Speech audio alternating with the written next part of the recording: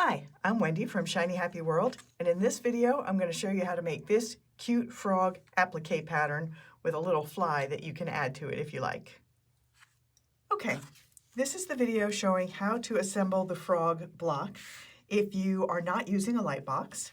So I've got all the pieces cut out on the solid lines, and I've transferred all of these dotted lines over to the fabric side of the piece. So that means I am ready to start putting things together.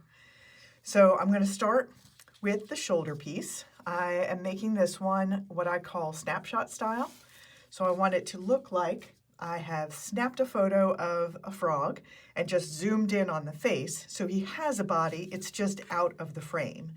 And to duplicate that effect, I'm going to line the straight edge up with the bottom edge of the block so that when I trim it down to size, I will be trimming away, just shaving a little bit of this and then sewing this bottom edge of the frog shoulders into the block so it's coming out of that seam, and that's going to give the illusion of it just being cropped out of the block.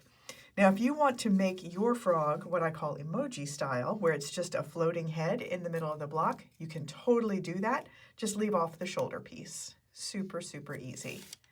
So the next piece I'm going to put on is the jaw, and I'm actually going to shift this a little bit off of center because I'm going to have his tongue come up on this side.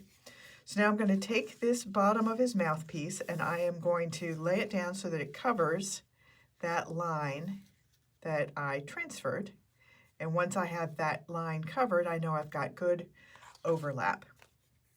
Now I'm going to tuck in the top piece, and one thing that I want to point out, a lot of times I will use different fabrics for the different pieces of a body just because I like that kind of scrappy look. But on this one I did want to show you a frog made with, with all the same fabric, and I've just used the lines of the fabric to help differentiate between the pieces. And this works really, really effectively if you have a fabric that has a strong direction to it. So you wouldn't want to use it with like a swirly polka dot or anything like that. You would want to use it with something that has a grid or has stripes or something like that. So next up, I'm going to put one of his eyes in. This is piece number 3, so it's going to be tucked on this side of his head. And if you have any confusion about what piece is what, there is a placement guide that comes with the pattern, and it has all of the pieces labeled on there with their numbers. So you'll know, for example, which of those weird half circle pieces goes on which side of the head. So now I'm going to put piece number 2 in there. That's the one that goes on the other side of his head. And again, I'm just going to tuck that behind until the lines are covered up.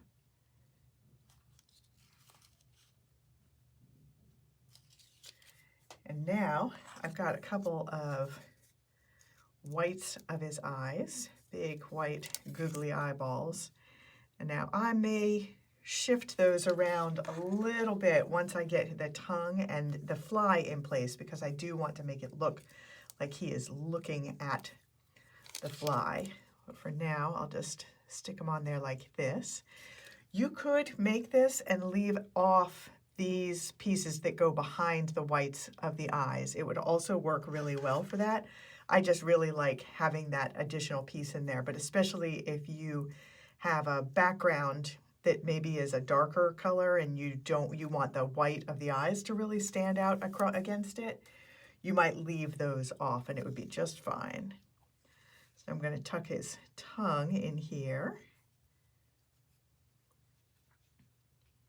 And I just want to make sure that that is all tucked in nicely.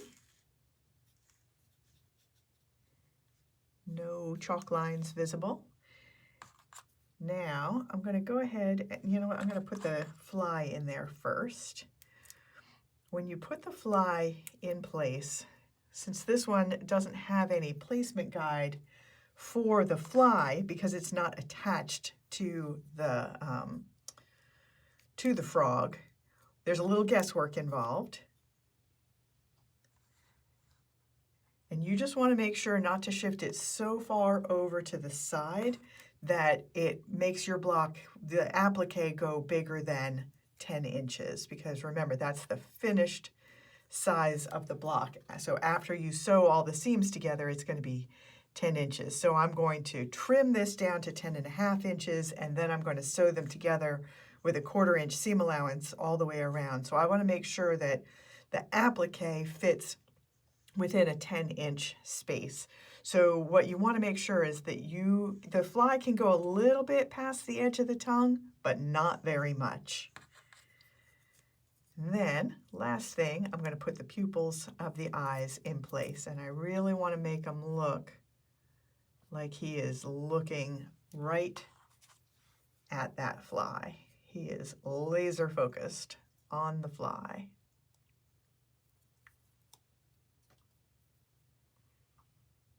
There we go. I think that does look like he's looking at the fly. So we are all set.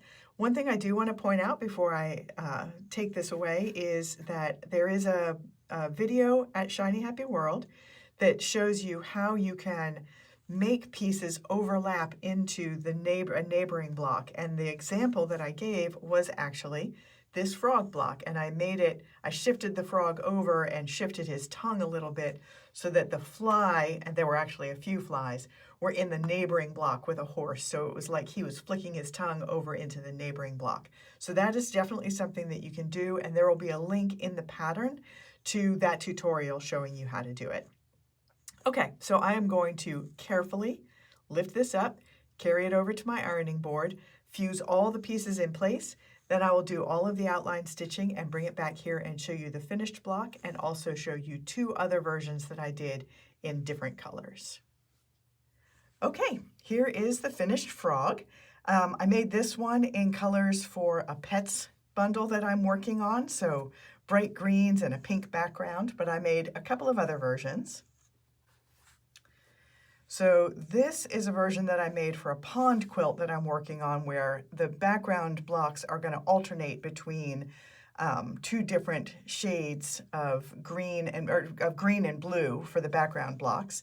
So this one I made with the frog is all avocado blenders, and the background block is a blueberry blenders. So those are both from the Farmer's Market collection, so they work really well together. And I did one more version. So in this one, I was thinking more toad than frog, and they still look really similar. Toads also have long, soft pink tongues that they use to catch flies. I do wish I had made his face a little bit darker now, just in this second, as I'm looking at it. I'm wishing that I had made the top of his face a little darker as well.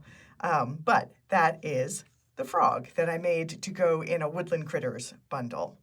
So that is how you make the frog or the toad applique pattern.